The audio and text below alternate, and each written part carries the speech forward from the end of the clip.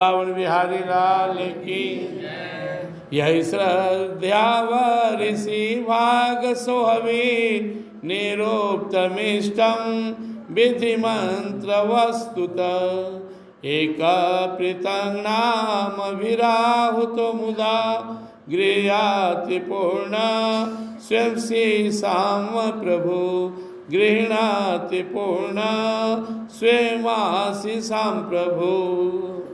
अहो,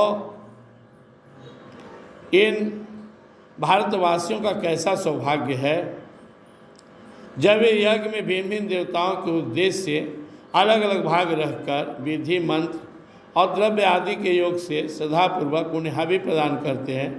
तब इस प्रकार इंद्रादि भिन्न भिन्न नामों से पुकारे जाने वाले संपूर्ण कामनाओं को पूर्ण करने वाले स्वयं पूर्ण काम से हरि प्रसन्न होकर उस हवि को ग्रहण करते हैं। जी हाँ, यह इस भारत भूमि की महत्ता है कि यहाँ पे यज्ञ के पुरोहित ऋत्विज जब यज्ञ करते थे तो नाम लेकर बुलाते थे, समनो इंद्र, आइए इंद्र भगवान। उनके रूप में भी श्री हरि ही हैं, देवी देवता भगवान के अंश हैं।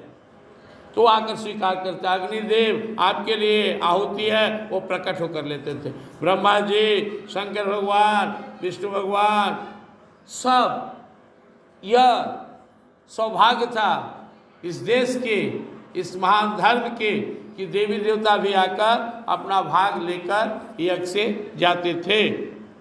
और जो यज्ञ करता थे वो बदले में उनके आशीर्वाद से, उनके प्रसन्नता से, उनकी कृपा से भक्ति प्राप्त करते थे। सत्यम दिसत्य ओम सत्यम दिसत्य स्थितमर्थितो नृणाम नैवार्थ दोया पुनर्थितायतम स्वयं विद्यते भजतामनिच्छताम इच्छा पिधानम निज पाद पल्लवम। यह ठीक है कि भगवान सकाम पुरुषों के मांगने पर उन्हें अभीष्ट पदार्थ दे देते हैं, किंतु यह भगवान का वास्तविक दान नहीं है। जैसे कोई संसारिक वस्तु मांगा, धन दौलत पद प्रतिष्ठा बेटा पुत्र, ये सब तो भगवान तो दे ही देते हैं लेकिन वास्तव में यह भगवान का वास्तविक दान नहीं है, क्योंकि उन वस्तुओं को पा लेने पर भी मनुष्य के मन में पुनः कामनाएं होती ही रहती है। इसके विपरीत जो उनका निष्काम भाव से भजन करते हैं और साक्षात उन्हें ही चाहते हैं, उन्हें भगवान अपने चरण कमल ही दे देते हैं, जो अन्य समस्त इच्छाओं को समाप्त कर देने वाले हैं। दो तरह के भक्त यहाँ पे, एक सकाम भाव से संसार के सुख, संसार के धन दौलत ऐश्वर्य के लिए भगवान का भजन करते हैं, भगवान उन्हें भी देते हैं, चलो लो।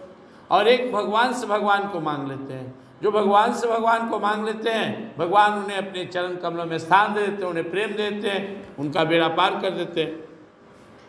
यद्यत्र न स्वर्ग सुखावशोषितं श्रेष्ठस्य सूक्तस्य कृतस्य शोभनम् तेना जनाभे स्मृतिमजं न स्याद वर्षे हरिर्यत् भजताम समतनोति। अतः अब तक सुख, सांसारिक सुख, स्वर्ग सुख भोग लेने की कामना वाले जो व्यक्ति हैं वो भी धीरे धीरे सोचते हैं कि जो हमें संसार का सुख मिला धीरे धीरे नष्ट हो जाएगा। ज्ञान उदय होता है, गौतम बुद्ध को ज्ञान प्राप्त हो गया। एक दिन महल अटारी धन दौलत परिवार सब छूटने वाला है। ऐसे देवता लोग भी कह रहे हैं, यह हो काश कुछ पुण्य मेरा भी हो, यद्यत्र स्वर्ग सुखावशेषित, अभी मेरा कुछ पुण्य बच रहा हो स्वर्ग में, तो काश मुझे भगवान इन शुभ कर्मों के जो पुण्य बचा हो उसके प्रभाव से भारतवर्ष में जन्म दे देते और हम सभी भगवान श्री हरि की भक्ति करते, भजन करते और अपना कल्याण कर लेते। अफसोस कर रहे हैं, जिससे प्राण छूट जाने पर अफसोस होता है कि हा, इतना सुलभ था भगवान का नाम लेना, हम क्यों नहीं लेते थे। बैठ के झूठ सच बतियाते थे, 10-20 हज़ार नाम भगवान का नहीं लेते थे, जबकि 2-4-5 घंटा समय निकाल के हम जाप कर लेते तो मोटरी के मोटरी भर लेते, लेकिन 100, 200, 500 में जीवन बिता दिए, इतनी कमाई करते थे। जहाँ हम भगवान का बहुत ज़्यादा नाम जप सकते थे, 21,600 बार तो सांस आता जाता है, हम 2100 बार भी भगवान का नाम नहीं ले पाते थे। कितना धोखा किए अपने साथ। तो देवता पश्चाताप कर रहे हैं और भगवान से प्रार्थना करेंगे, हे प्रभु कुछ भी मेरा अगर पुण्य शेष हो तो यहाँ से निकालिए, इस स्वर्ग का सुख जो बाकी भोगना रह गया पुण्य के बदले, अब इस स्वर्ग से निकाल दीजिए और इस पुण्य के बदले मनुष्य जन्म में, भारतवर्ष में सनातन धर्म में भेज दीजिए, जाकर हम आपका भजन करें, आपका भक्ति करें और अपना जीवन सफल करें। समझ में आ गया हमें कि सबसे श्रेष्ठ तन मानव का है, और वो भी जो भारतवर्ष आपके श्री चरणों में सहज में भजन का अवसर मिल जाए, जहाँ गली गली में संत रहते हैं, राम भक्त रहते हैं, जहाँ पहाड़ों पर, गुफाओं में, शहरों में, नगरों में, बस्तियों में सत्संग होते रहता, मुझे ऐसे भारतवर्ष में जन्म हो जाए। हे प्रभु कृपा करो, मेरे इस बचे हुए पुण्य के बदले मुझे मानव शरीर दो। सर कितनी सुंदर प्रार्थना कर रहे हैं। और हम भारतवर्ष के मनुष्यों को भी उत्प्रेरित कर रहे हैं, कहो कितना तुम भाग्यशाली हो कि मनुष्य का तन पायो, अगर भजन कर रहे हो बहुत महान काम कर रहे हो, धन्य हो, नहीं कर रहे हो तो बहुत गलती कर रहे हो। जिस तरह से उदाहरण दिए कि एक व्याधा कि जाल से छूटा पक्षी अब फिर लोभ में वहीं आ जाए, व्याधा अन्न छिट दे आ जाए, उसी तरह इस मनुष्य तन को प्राप्त करने के बाद भी तुम संसार के लोभ माया में फंसे हो। दोबारा कब यह सुअवसर सौभाग्य मिलेगा पता नहीं।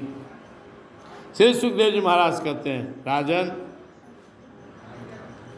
इस तरह से सभी देवी देवता भारतवर्ष के लोगों के गुणगान करते हुए भगवान से प्रार्थना करते हैं, हे भगवान कृपा करो और इस नश्वर स्वर्ग आदि ब्रह्मादि सुखों के बदले में अब हम सभी को वापस भारत भूमि पर पैदा करो और अपना भक्ति भजन करने का अवसर दो। तो देखिए टारगेट बनाइए, हम लोग तपस्वी हैं, इस साधारण मनुष्य हम लोग नहीं हैं, क्योंकि भगवान ने साक्षात भेजा है, जाओ भजन करो निकलो। जिसको डायरेक्ट निकलवाना हो उसी को भारत भूमि में सनातन धर्म में अपने चरण में भगवान जगत। पहले के लोग जंगल जाते थे, घोर तप करते थे, अब इतनी परेशानियां मोह माया है कि आप घर में ही समझिए कि हम तपस्वी हैं।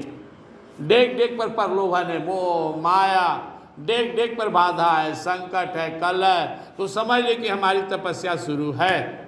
जिनके जीवन में जितनी ज़्यादा बाधा है उतने बड़ा तपस्वी है, उतने उसको तपस्या करना है।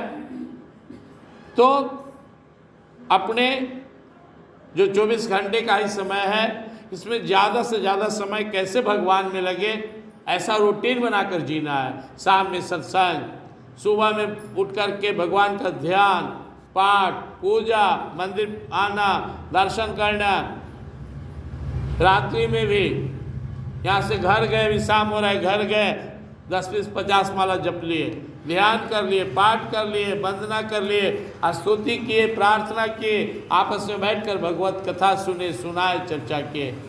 जैसे भी हो इन किन प्रकार हमारा समय भगवान के नाम पर ही बीते, सत्संग में बीते, भजन में बीते, चर्चा करते हुए बीते, पाठ करते हुए बीते, ध्यान करते हुए बीते, भक्तों से एक दूसरे से बैठकर भगवान का गुणगान करते हुए बीते।